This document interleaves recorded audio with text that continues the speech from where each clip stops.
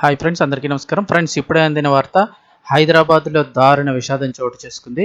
పరిస్థితి అత్యంత ఘోరంగా ఉంది. అసలు ఏం జరిగింది, ఏంటి వివరాలు తెలుసుకుందాం. వీడియో పూర్తిగా చూడండి. అలాగే తప్పకుండా ఒక లైక్ చేయండి. లైక్ చేయడం వల్ల మరింత మందికి ఇన్ఫర్మేషన్ చేరుతుంది. అలాగే ఎప్పటికప్పుడు అప్డేట్స్ తెలుసుకోవడానికి ఛానల్ని సబ్స్క్రైబ్ చేసుకోండి. ఇంకా వివరాల్లోకి అయితే వెళ్ళిపోదాము. రంగారెడ్డి జిల్లా శంషాబాద్ సమీపంలోని నెహ్రూ అంతర్జాతీయ విమానాశ్రయ మార్గంలో గల ఔటర్ రింగ్ రోడ్ ఓఆర్ఆర్ పై శుక్రవారం నాడు మధ్యాహ్నం ఒక భయంకరమైన రోడ్డు ప్రమాదం చోటు చేసుకుంది.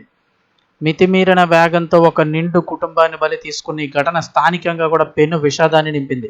ఈ ప్రమాదంలో ఒకే కుటుంబానికి చెందిన 6 వ్యక్తులు అక్కడికక్కడే అంటే సంఘటనా స్థలాల్లోనే ప్రాణాలు కోల్పోగా మరొకరి పరిస్థితి అత్యంత విషమంగా ఉందని చెప్తున్నారు.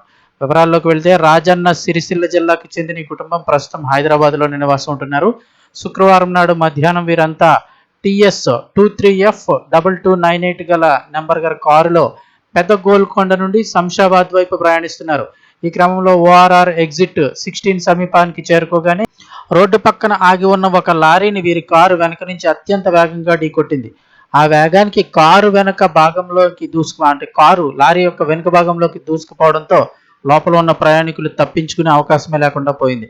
ఈ భీకర ప్రమాద దాటికి కారులో ఉన్న 6 అక్కడికక్కడే మృతి చెందారు. మృతుల్లో 2 మహిళలు, 2 చిన్నారులు ఉండడం చూపరుల యొక్క గుండెల్ని పిండివేసింది. ప్రమాదం జరిగిన సమయంలో కారులో ఉన్న మరో మహిళ తీవ్రంగా గాయపడ్డారు. ఆమె శరీరానికి బలమైన గాయాలు కావడంతో ఆవిడ పరిస్థితి కూడా అత్యంత విషమంగా మారింది. సమాచారం అందుకున్న వెంటనే పోలీసులు ఘటనా స్థలానికి చేరుకొని క్షతగాత్రుల్ని అత్యవసర చికిత్స నిమిత్తం సమీపంలోని ఆసుపత్రికి తరలించారు. పోలీసుల ప్రాథమిక దర్యాప్తులో తెలిసిన విషయం ఏంటంటే, ఈ ఘోర ప్రమాదానికి అతివేగమే ప్రధాన కారణమని తేలింది. ప్రమాదానికి గురైన కారు బొల్లి శివకుమార్ పేరుతో రిజిస్టర్ అయి ఉంది. దర్యాప్తులో భాగంగా కారు రికార్డులను పరిశీలించగా ఒక విస్తుపోయే నిజం కూడా వెలుగులోకి వచ్చింది.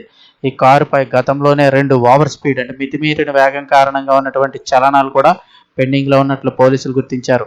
దీన్ని బట్టి డ్రైవింగ్ చేసేవారు గతంలో కూడా నిబంధనలకు విరుద్ధంగా వాహనాన్ని నడిపినట్లు స్పష్టమవుతోంది. ఏది ఏమైనా ఒక నిండు కుటుంబం అయితే కనుక చిన్న తప్పుకి నిండు కుటుంబం బలైపోయింది.